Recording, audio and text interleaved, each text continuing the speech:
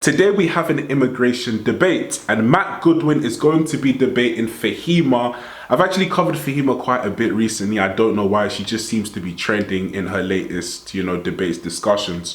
So yeah, Matt Goodwin's going to be debating Fahima on immigration, and they're going to be talking about the rise of course, Reform UK and policies. And as we know, these local elections that have just taken place, whereby Reform UK have come out soaring, and Labour have been non-existent, it seems, in what people voted for. Now Keir Starmer is scared. He's running on fear, and he's using more robust language in regards to immigration. So yeah, guys, we're gonna look at this debate now, and if I'm gonna come with any comments, I will say it and pause the video. Do you agree with it? Is their plan working? No, of course it's not working. Keir Starmer and Labour's plan is riddled with problems, riddled with holes. The small boat numbers as a start are up nearly 50% on the same time last year. They're up nearly 80% on the same time in 2023. We don't have a viable plan. We don't have a deterrent.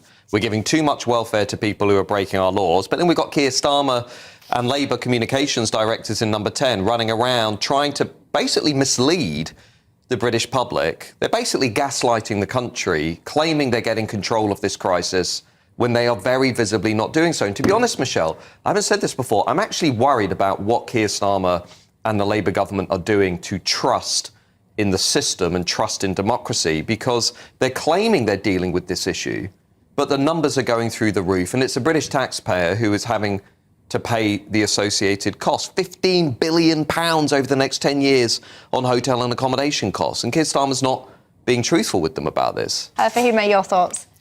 Well, I think, the problem here is Labour used to be the party of the people. Now it seems to be the party of the professionals, and it's copying reform. Instead of leading, it's chasing, and it's mimicking things that people did not vote for them in the first place. And I think that is the real problem. And also, it's not just about the fact that they're not actually clamping down on immigration. There are so many other issues that needs to be raised, which the Labour Party stands for, like welfare, education, the NHS. We've got so much shortage of skilled people to fill in even the NHS with over 100,000 vacancies.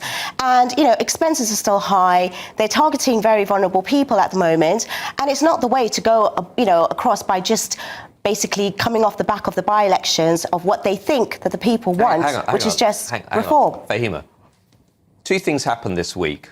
Firstly, we learned immigration is the #1 issue in this country. Only because that's the only thing being told and spoken about. Okay. So this is what's interesting, Michelle. This is the left narrative. No, it's not. I'm not the left. Why do you call me the left? Can I finish? We're all talking about immigration, and that's the reason. Well, we're not all talking about immigration. Can I finish?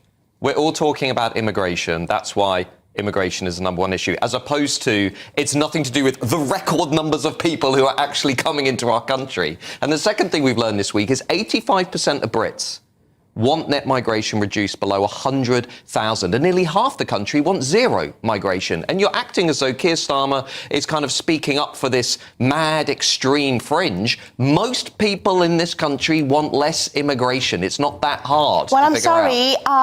Now I really do feel that you are basically trying to talk for everyone when it's not the case. Everywhere else, they do not just only mention immigration. It is much more. It's the only rhetoric that I hear from people like yourself. And I'm not calling you far right or right or anything, so don't call me that, because there's certain things that I even agree with when it comes to the other side. It's not about that. We have to do so much more to get this country back in order than just immigration, and that's not going to erase any of the economics and the problems that are there. Look, guys, just very quick, I'm not going to keep pausing the video, but a lot of problems that are occurring in the United Kingdom are stemming from immigration. A lot of tax-paying money is being used to fund, migrant hotels. Like you said, 15 billion. This is ridiculous numbers. A lot of problems that people are facing in the UK, British people, they're not even getting any kind of support from the government. Subsidized funding for winter fuel payments have been slashed. Taxes are going through the roof. This government is attacking farmers. They're attacking every industry, the working man, businesses, private sector. They're absolutely attacking it. And it seems like they're rolling out the red carpet for people coming over. It is really not that. It's just what you want to raise and everyone else.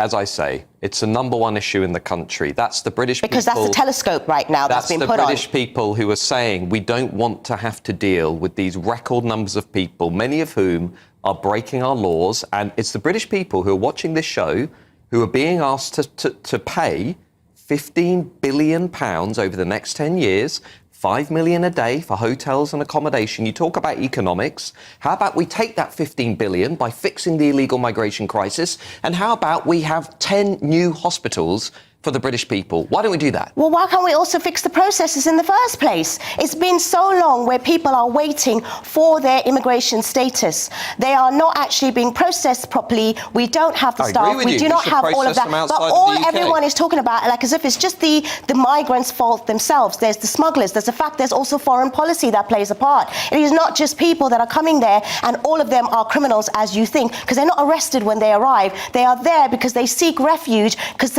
some of them, you know, are probably not here just for the right reasons, but majority of them are, and you cannot just put all of them in one sort of scope, like the as what you say. Iranian terrorists last week, who we discovered Again, you're going to pick on one thing and say it's about Israel. everyone. It's so easy for you to do that and brush everyone under the same carpet when it's not like that. You cannot do that, and it's not fair to do and to say that if, you know, minorities are actually causing those things, it applies to everyone. I hear you endlessly talk about fairness. My question is very simple. What about what is fair for the British people who are supporting this entire system? They are the ones who are having to pay the cost of this. And you're saying we have 160,000 people who have entered this country illegally. Their first act on entering this country is to break the law. Those people should be taken outside of the UK. They should be processed offshore, like the Rwanda plan would have done. It wasn't perfect. It needed changes. We should have processed them offshore, away from the British people, because now we have this absurd situation where this is not fair. The state is now taking British taxpayers' money, giving it to private companies like Serco, who are outbidding the British people in their own housing market to give more favourable contracts to illegal migrants and asylum seekers. You talk about fairness. My question is, how is that fair? They are not doing that for everyone. At the end of the day, you have to understand they are all not criminals. They are all not here living in hotels. They all don't have the benefits like you think. A lot of them are wanting to work. They're just not given the process to do that. They are also needing to do you think they should be allowed to work?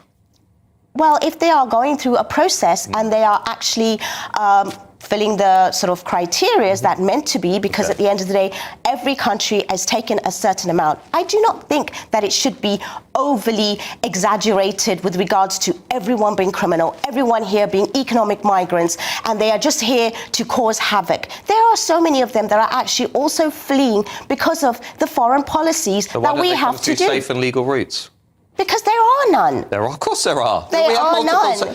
There are none, and they're not really doing that. I don't know, 300,000 refugees over the last 3 or 4 years.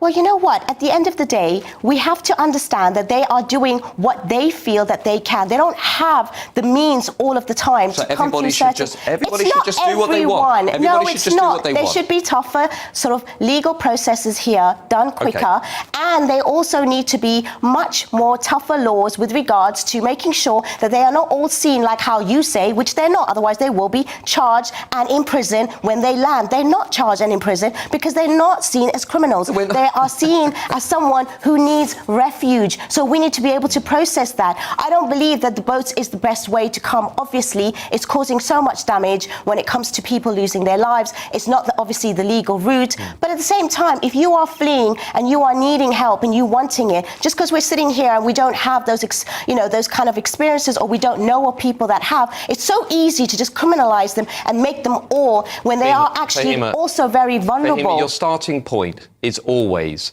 what about the rights and the sense of fairness for people who are coming from outside of the country values who are breaking our law? I'm sorry, they're not all breaking the law. They're not all breaking the law. You live in some fantasy land. No, you live in a very different land. The British culture is based on the notion of fair play, which is if people come into the country... Which is humanitarian as well, refuge. And it's also Christian for you to also not be so hostile like you and talk like you and put everyone in that sort of boat like they are. 300,000 refugees in recent years, and you're sat there saying that we are not humanitarian. What planet are you living on? I'm saying what you're saying now is not humanitarian. What, that we should What you control our own borders? That's I'm not saying right. that we should obviously control our own borders. Right. No one's saying that we shouldn't. You are. But the way you're saying it, you're taking me out of context. I'm saying the way you're saying is that when they're coming in, or if they're coming in, they're all criminals. They're all wrong. They're all going to do something. They're all taking our money. They're all there because they just want economic sort of gain. It's not like that for everyone. And even if they want to, they want a better life because their houses, their countries are being bombed. Their countries are being bombed. Then countries safe and legal routes. Don't break the law. So easy for you to say when your family is not being, bombed and they're not actually being asked to pay out for the of crisis. I'm a taxpayer. So I am work I. hard. So am Everyone I. watching this show. So am I. Right. So why should those people be asked to spend billions of pounds every year on a crisis that their leaders refuse to fix? Well, How then is it's that not right? their fault. It is the politicians' fault to get it right and to get those So let's processes fix the right. crisis. Yes, the crisis, but don't just blame the sort of migrants that are coming. It is to do with the politicians and people like yourself who are in these kind of, big sort of parties that are putting the blame on the wrong people and the wrong side. It should be fixing policies and making decisions that is also within rights of the humanitarian sort of an international law and looking after the British values. Not to say that, some of them are going to be criminal, but again, you put everyone I'm not going under. to take lectures on what are British values. I'm not giving you a lecture. I'm just giving you my point of view, like how you're giving me. Well, there you go. Guys, notice she said that it's very Christian, Christianity is part of the British culture to be accepting of people. So now she can acknowledge that the UK is a Christian country. She said it. It came out of her mouth. But before, in my previous videos, she was saying how UK wasn't a Christian country. But now all of a sudden, it's a Christian country. We should be loving, we should love people. That's the British way of doing things. Bring people in, be hospitable. What can I say? The truth will always come out. Whether she likes or she oppresses the truth, it will still come out in the end. But anyway, guys, just to wrap up this video, listen, migration has been crazy in Europe and in America, and people are, you can't just keep labeling people far right. People have a right to say what's on their mind, and this is a very big issue, not just in the UK, in Europe. I know in Germany, France, they've had enough as well. And, there needs to be sensible border policies. Everyone knows this and understands this. Sensible border policies. Because if not, and you just have a massive influx of people coming in, you have people not assimilating, you have people coming in with their own ideas. They think this is right when it's not right. They don't have time. No one's taught them about the British way of life, the British culture. They don't even know how to speak English. So how are they going to communicate? And you have chaos. And you want to avoid chaos by all means. So to do that, immigration, is absolutely fine. Everyone lives everywhere. I'm sure in every country in the world, people, have immigrated to, maybe excluding like North Korea or one or two other countries. But it's just gradual immigration, and it's time so that people can assimilate, not just like radical, just fast, a high influx of immigration where everything's just so chaotic. It never works. But anyway, guys, let me know what you think in the comment section down below. Like, comment, and subscribe, and I'll catch you in the next video.